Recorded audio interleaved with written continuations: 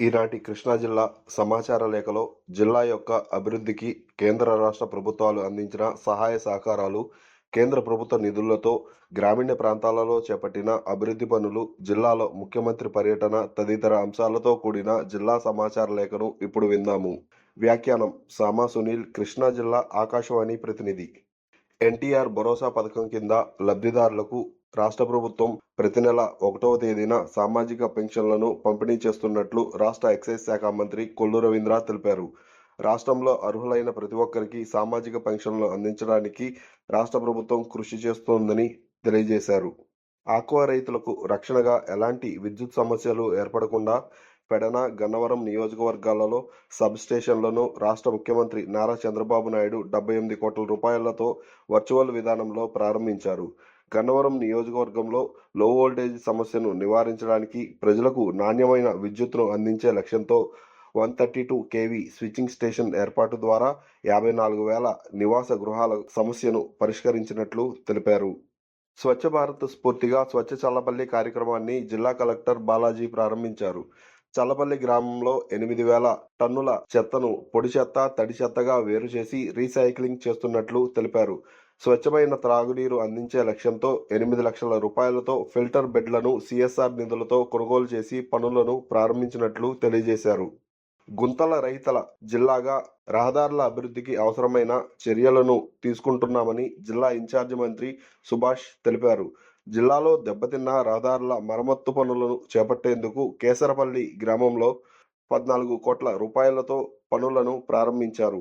సంక్రాంతి లోపు గుంతల రహిత జిల్లాగా తీర్చిదిద్దడానికి రాష్ట్ర ప్రభుత్వం నిధులను కేటాయించిందని తెలియజేశారు. బలరామునిపేట ప్రాంతంలో యాదవ కమ్యూనిటీ భవన నిర్మాణానికి 50 లక్షల రూపాయలతో నిర్మాణ పనులను బందరు పార్లమెంటు సభ్యులు వల్లభనేని బాలశౌరి ప్రారంభించారు. బీసీల అభ్యున్నతి కోసం రాష్ట్ర ప్రభుత్వం కృషి చేస్తోందని, యాదవులు, గొర్రె కాపర్లు, కల్లుగీత కార్మికులకు రాష్ట్ర ప్రభుత్వం ద్వారా బ్యాంకుల ద్వారా తక్కువ వడ్డీకి రుణాలను అందించి ఉపాధి కల్పించే లక్ష్యంతో కృషి చేస్తోందని తెలియజేశారు. కార్తీక పౌర్ణమి సందర్భంగా సముద్ర స్నానానికి విచ్చేసే భక్తులకు ఎలాంటి అసౌకర్యం కలగకుండా చర్యలు చేపట్టాలని జిల్లా కలెక్టర్ బాలాజీ అధికారులతో సమీక్షా సమావేశాన్ని నిర్వహించారు. సముద్ర స్నానాలు ఆచరిస్తున్న సమయంలో ప్రజలకు అందుబాటులో ఉండే విధంగా 2 ఎన్డీఆర్ఎఫ్ బృందాలు, 300 మంది పోలీసులు, 400 మంది ఎన్ఎస్ఎస్ వాలంటీర్ల సహాయంతో సేవా కార్యక్రమాలను నిర్వహిస్తున్నామని, అవాంఛనీయ సంఘటనలు జరగకుండా సముద్రంలో బోట్ల ద్వారా గజ ఈతగాళ్లను, లైఫ్ జాకెట్లను ఏర్పాటు చేసినట్లు కలెక్టర్ తెలిపారు. జిల్లా అభివృద్ధి లక్ష్యంగా పోర్టు పనులను వేగవంతం చేసే దిశగా రాష్ట్రంలో జిల్లాను మొదటి స్థానంలో అభివృద్ధిలో ముందుకు తీసుకువెళ్తున్నామని, ముడా పరిధిలో ఉన్న 4 నియోజకవర్గాల అభివృద్ధికి కృషి చేస్తున్నట్లు ముడా చైర్మన్ మట్టా ప్రసాద్ తెలిపారు. ప్రజలకు దీపం పథకం ద్వారా ఉచిత సిలిండర్లను రాష్ట్ర ప్రభుత్వం పంపిణీ చేస్తోందని, రేషన్ కార్డు కలిగిన ప్రతి ఒక్కరూ దీపం పథకానికి అర్హులని జిల్లా జాయింట్ కలెక్టర్ గీతాంజలి శర్మ తెలిపారు.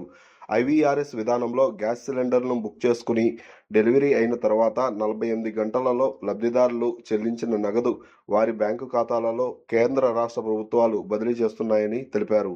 ఉచిత గ్యాస్ పథకాన్ని ప్రతి ఒక్క లబ్ధిదారుడు వినియోగించుకోవాలని, సంవత్సర కాలంలో 3 సిలిండర్లను ఉచితంగా రాష్ట్ర ప్రభుత్వం అందిస్తోందని జాయింట్ కలెక్టర్ తెలియజేశారు. ఇప్పటి వరకు కృష్ణా జిల్లా సమాచార లేఖ విన్నాము.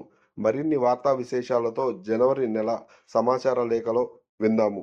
సామా సునీల్, కృష్ణా జిల్లా ఆకాశవాణి ప్రతినిధి.